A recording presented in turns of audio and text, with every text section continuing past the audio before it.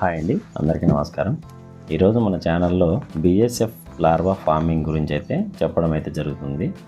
ఈరోజు BSF larva part 1 అంటే ఈరోజు మనము 30 గ్రామ్స్ ఎగ్స్ అయితే తెప్పించాము.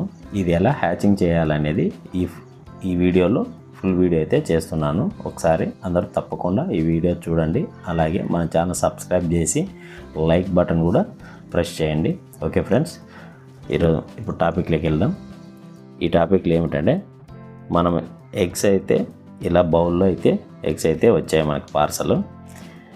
దీనికి సంబంధించి 2 ట్రప్స్ తీసుకోవాలి. అంటే 30 గ్రామ్స్కి 2 ట్రప్స్ ట్రేస్ తీసుకొని ఒక దాంట్లో 1.5 కిలో, ఒక దాంట్లో 1.5 కిలో తవుడు కానీ ఫ్రీ స్టార్టర్ కానీ ఏదైనా మన ఆవుల దానా వస్తుంది కదా అండి, బీర్ దానా అని, ఆ దానా కానీ ఇలా ఈ మూడిట్లో ఏదున్నా సరే 1.5 కిలో 1.5 కిలో 2 ట్రేస్లోనూ పెట్టుకొని మన పిండి జల్లెడ వస్తాయి కదా, ఇందులో ఒకటి పిండి జల్లెడ పెట్టుకుని దీంట్లో ఒక 15 గ్రామ్స్, ఇందులో ఒక 15 గ్రామ్స్ ఎగ్స్ అయితే వేయాల్సి వస్తుంది హ్యాచింగ్కి.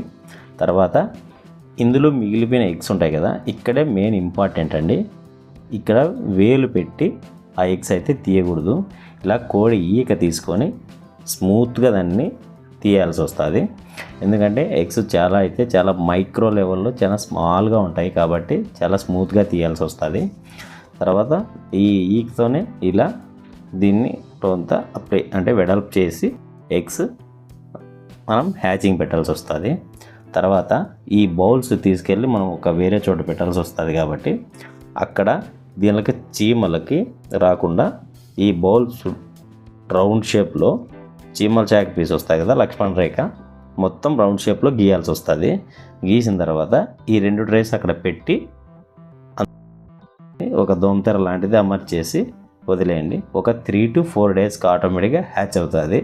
తర్వాత పెట్టిన రోజు కాకుండా నెక్స్ట్ డే ఈవినింగ్ టైంలో ఒక స్ప్రే తీసుకొని, స్ప్రే గన్ చిన్న స్మాల్ గన్ 30 రూపీస్ పెడితే బయట వస్తుంది ఫ్యాన్సీ స్టోర్లో, అలాంటిది తీసుకొని వాటర్ స్ప్రే చేయండి సైడ్కి, అంటే ఎగ్స్ మీద పడకుండా సైడ్కి స్ప్రే చేయండి. అలా ఒక 2 డేస్ చేస్తే 3rd డే ఆటోమేటిక్గా హ్యాచ్ అయ్యి మనకి లార్వా అనేది స్మాల్ లెవెల్లో మనకు కనపడవు స్టార్టింగ్గా 1 or 2 డేస్లో.